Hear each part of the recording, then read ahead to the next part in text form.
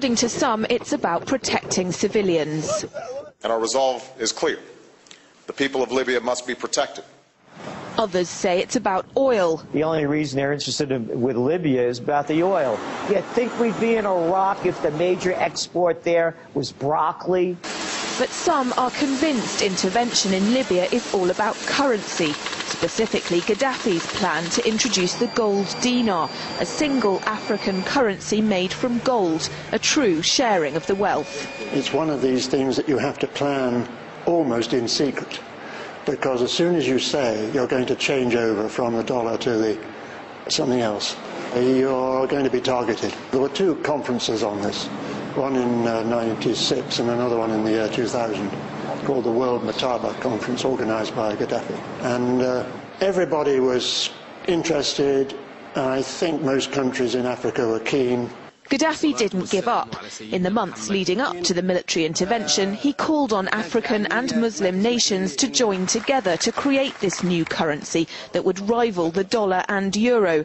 They would sell oil and other resources around the world only for gold dinars. It's an idea that would shift the economic balance of the world. Countries' wealth would depend on how much gold they have, not how many dollars they trade. And Libya has 144 tons of gold.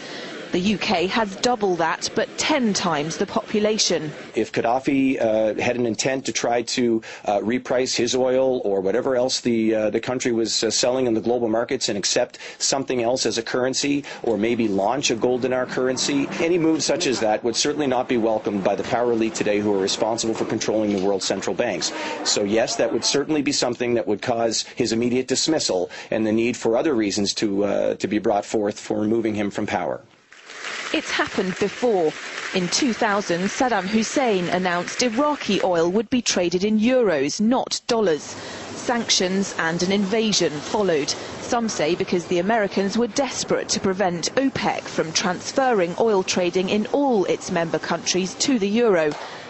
A gold dinar would have had serious consequences for the world financial system, but may also have empowered the people of Africa, something black activists say the US wants to avoid at all costs.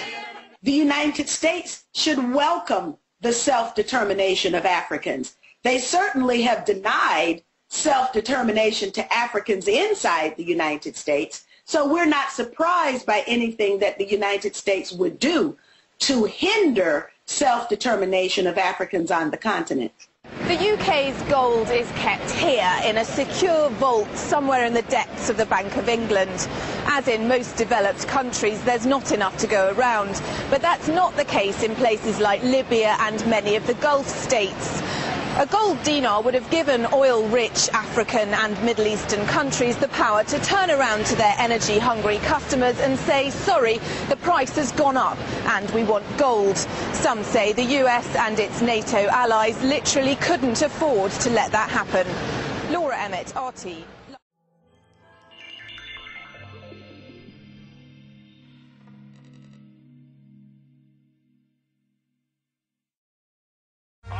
Gentlemen, this is a maximum alert for all info warriors and people that love peace and liberty worldwide. Maximum alert. Alex Jones here, coming to you from my home. I knew this was big 2 days ago when they said they foiled the Iranian plot to blow up the Saudi embassy in D.C. and assassinate people, claiming that it was Mexican drug cartels. I knew that that was a cover for the Fast and Furious subpoenas that they knew were imminent the next day or yesterday. Since then, Lieutenant Colonel Anthony Schaefer, who you better believe speaks for some of the better elements of the Pentagon and of the ruling elite of this country, he's reported in part of very important think tanks, heavily involved in trying to kill bin Laden, has blown the whistle on a lot of 9/11 stuff, the Super Congress.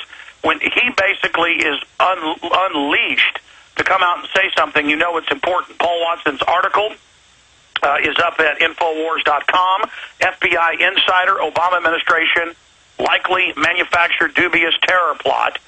And Schaefer talked to a high-level FBI agent with clearances who knows that it's not in the system, that there was not a plot. Repeat, not a plot.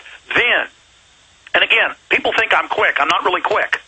A lot of this was hiding in plain view. I knew there'd be some false flag or build-up for war As the smokescreen for Obama's approval rating plunging, the Fast and Furious coming out, the Democrats calling for him not to run. And I said last week, if they don't start pulling a new war or false flag, Obama will be toast in 1 month. Then I discovered that a member of my family, who's an Army officer, is being sent to Kuwait and was very tight-lipped. And then I made some other calls and confirmed it's a green light attack. Israeli strike on Iran. Repeat, within 2 weeks. T-minus 2 weeks. It could happen tomorrow. It could happen next week. But the main forces and logistics forces for a U.S.-backed strike of the Israelis is building up in Kuwait and surrounding areas right now. This is an absolute mega alert. I'm telling you, ladies and gentlemen, it could not be any more hardcore. Then my phone rings 10 times in a row until I jumped off the treadmill this morning and went over and got it. Dr. Steve Pieczenik.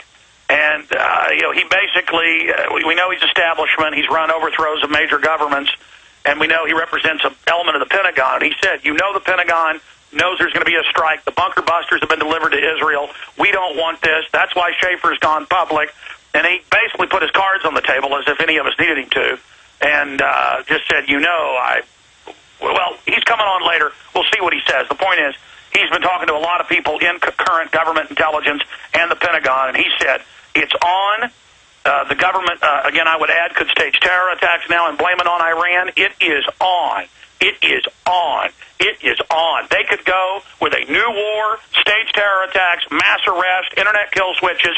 They are testing the waters right now to completely drop the hammer on us. This is a mega red alert, ladies and gentlemen. Again, Mike Adams was going to be here today with like 4 guests on a host of key issues and doing the nightly news tonight. I was going to be back tomorrow live via Skype, spending some time with my family, and Aaron Dykes doing the nightly news. But quite frankly, now I made, with a great technology, I can broadcast from anywhere. But this is a maximum alert. I know we're going to break here, but just briefly taking us to break, Mike Adams, what do you think of this information? Well, Alex, what an extraordinary day in human history. As you mentioned, this issue is exploding. The drapes are off. The cover stories are exploding in their faces right now. It's very clear, Alex, that Fast and Furious is what probably led them to have the motivation to start to drum up these other plots, to distract people. It's that sleight of mind or sleight of hand tactic that they always use. And we're going to be covering that more here on The Alex Jones Show with Alex himself, with Paul Joseph Watson, and with Dr. Steve Pieczenik when we return. So stay with us right here. We'll be right back after this break.